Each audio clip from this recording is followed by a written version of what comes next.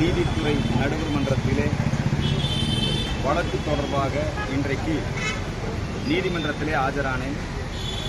வழக்கு விசாரணை முடிந்த பிறகு வெளியே வருகிற பொழுது ஒவ்வொரு முறையும் இந்த நீதிமன்றங்களிலே இந்து தலைவர்களுக்கு ஒரு பாதுகாப்பற்ற சூழ்நிலையும் அவமரியாதை செய்கின்ற சூழ்நிலையும் வழக்கறிஞர்கள் என்கிற போர்வையிலே ஒளிந்து கொண்டிருக்கின்ற திராவிடர் கழகத்தை சார்ந்தவர்கள் மற்றும் மக்கள் கலை இலக்கிய கழகத்தை சார்ந்தவர்கள், குறிப்பாக கென்னடிங்கிறவர், நாங்கள் எப்போ வழக்கு தொடர்பாக இங்கே ஆஜராக வந்தாலும் உடனடியாக வந்து எங்களை சூழ்ந்து கொண்டு ஈவேரா வாழ்க, மதவாதிகள் ஒழிகன்னு கோஷம் எழுப்புறது. அதுவும் இன்னைக்கு வந்து ரவுடி பயல்கள் ஈவேரா அவர்களை இங்கே வந்து உள்ளே அனுமதிக்க கூடாது, வழக்கு நடந்துட்டு இருக்கு, வாய்தா ஆரம்பிக்கிறாரு.